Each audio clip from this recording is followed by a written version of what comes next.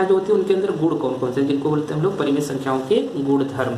परिमेय संख्याओं के गुणधर्म मतलब वो किन गुणों का पालन करती हैं।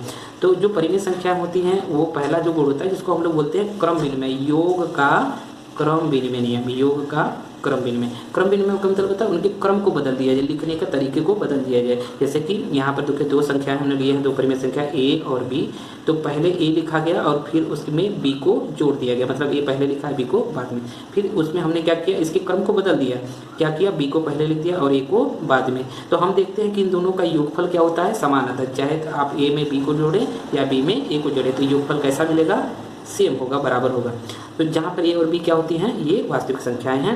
जैसे उदाहरण के लिए देखिए यहाँ पर दो परिमेय संख्या हम लोग लेते हैं 2/5 और 3/5, और इसी को हम लोग क्रम को बदल देते हैं, 3/7 को पहले और 2/5 को बाद में लिख देते हैं और इनको हल करते हैं। तो इनका हम लोग एलसीएम लसा लेकर के हल करेंगे।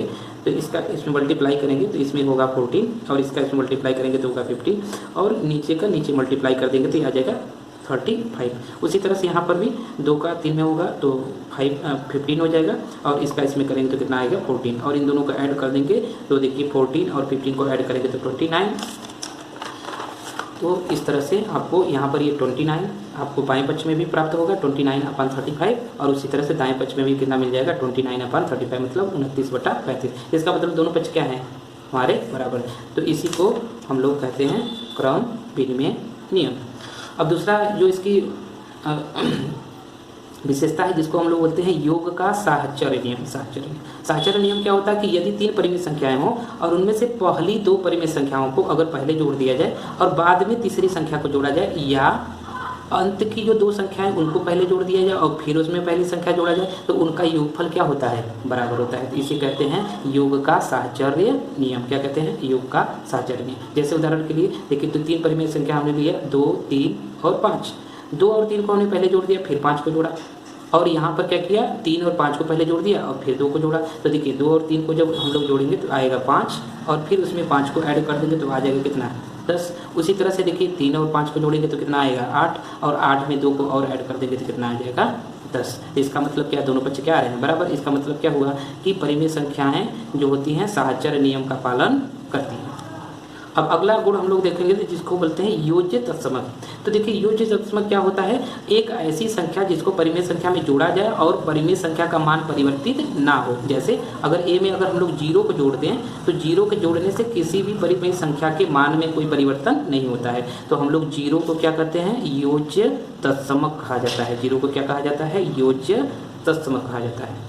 उसी तरह से हम लोग एक और गुण पढ़ेंगे जिसको हम लोग बोलते हैं योज्य प्रतिलोम। योज्य प्रतिलोम, तो योज्य प्रतिलोम क्या होता है, तो योज्य प्रतिलोम का मतलब होता है कि एक परिमेय संख्या में ए में अगर एक ऐसी परिमेय संख्या जोड़ दी जाए जिनका योगफल 0 हो जाए, कितना हो जाए 0, या फिर एक ऋणात्मक परिमेय संख्या और उसमें एक ऐसी परिमेय संख्या को जोड़ दे जिनका योगफल क्या हो जाए 0, जिनका योगफल क्या हो जाए 0, तो हम कहेंगे कि एक संख्या दूसरे की क्या है, योज्य प्रतिलोम है। योज्य प्रतिलोम, तो योज्य प्रतिलोम क्या होगा कि अगर कोई ए परिमेय संख्या तो उसका योज्य प्रतिलोम कैसे निकालते हैं, तो उस संख्या में अगर वो धनात्मक परिमेय संख्या है तो उसमें हम लोग क्या करेंगे, माइनस चिन्ह लगा देंगे, तो वो हमारी क्या बन जाती है, योज्य प्रतिलोम। अगर वो ऋणात्मक परिमेय संख्या है तो उसमें हम लोग क्या करेंगे, एक और माइनस लगाने से वो प्लस हो जाएगी, मतलब उसको क्या करेंगे, एक और माइनस से गुणा कर देंगे तो वो प्लस बन जाएगी, तो उसको हम लोग क्या करेंगे, योज्य प्रतिलोम। जैसे 5 का अगर आपको योज्य प्रतिलोम निकालना है तो 5 एक कैसी है, धनात्मक परिमेय संख्या है, तो इसमें इसका योज्य प्रतिलोम निकालने के लिए हम लोग क्या लिखेंगे, 5 का योज्य प्रतिलोम बराबर। अब बोले थे कि अगर धनात्मक परिमेय संख्या होती है तो उसका योज्य प्रतिलोम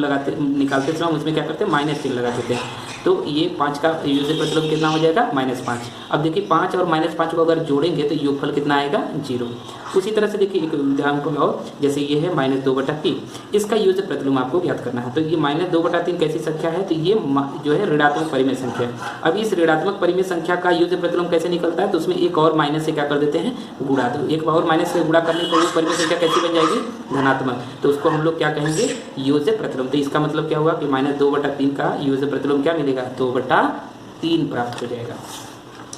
उसी तरह से इसके और गुण बाकी हैं जिनको हम लोग देखते हैं। तो अगला होता है जिसको हम लोग बोलते हैं गुणन का क्रम विनिमय नियम। गुणन का क्रम विनिमय नियम, तो गुणन का क्रम विनिमय का मतलब क्या हुआ कि 2 परिमेय संख्याएं हैं, अगर उनको गुणा किया, जैसे ए में अगर हम लोग बी से गुणा करते हैं, 2 परिमेय संख्या ए और बी हो, ए में हम लोग बी से गुणा करें या बी में हम लोग ए से गुणा करें, दोनों का गुणनफल क्या रहेगा, समान रहेगा, जहाँ ए और बी कैसी संख्या है, वास्तविक संख्या। तो जैसे 2/3 में हम लोग 5/4 से गुणा करें या 5/4 में 2/3 से गुणा करें तो हम लोग देखेंगे इसमें गुणा करते समय ये क्या होगा, ये ऊपर नीचे डिवाइड हो सकता है, इसको हम लोग डिवाइड कर देंगे और गुणा करेंगे दोनों तरफ तो हमको जो है 5/6 और 5/6 प्राप्त होगा। इसका मतलब ये क्या है कि परिमेय संख्याओं का गुणन जो है क्रम विनिमय नियम का पालन करता है।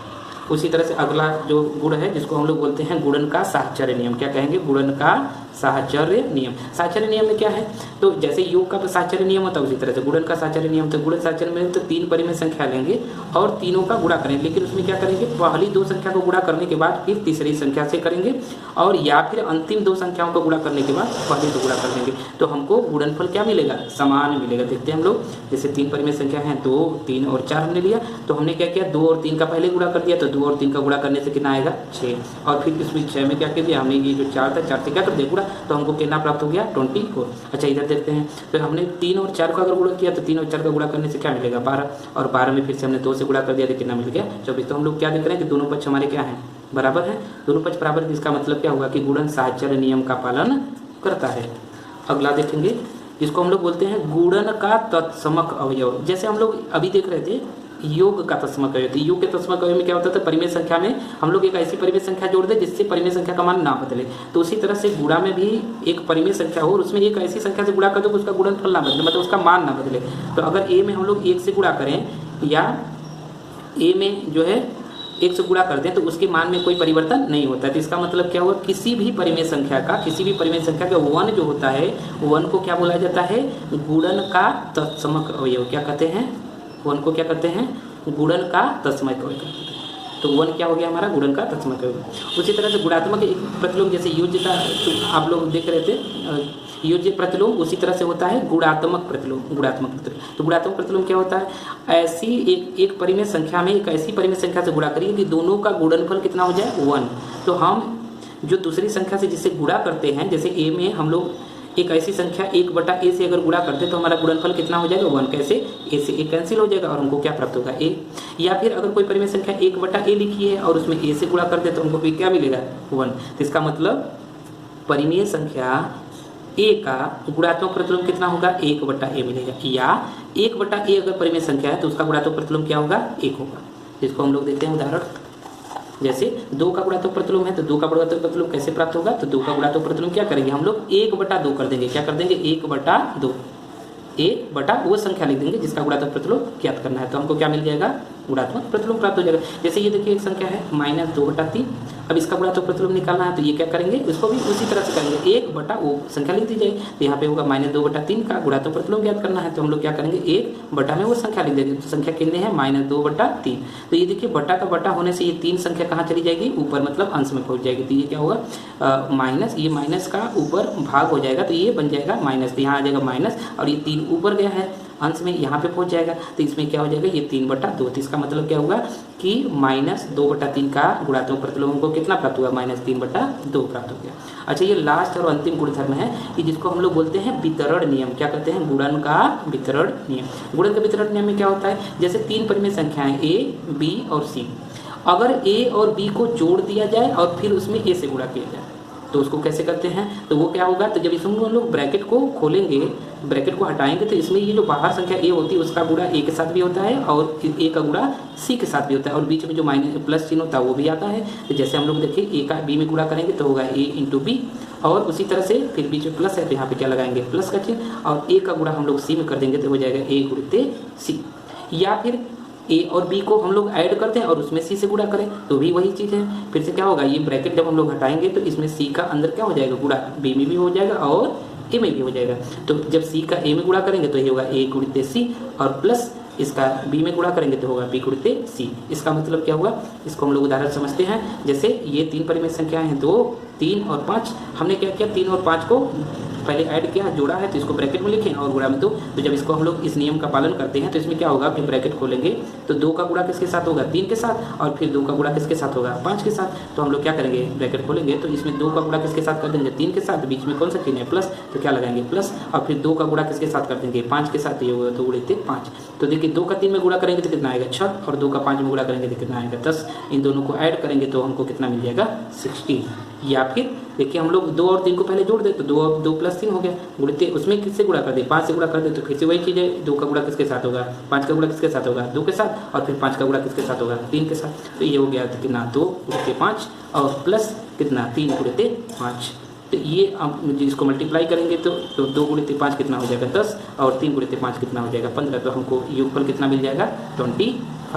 Thank you.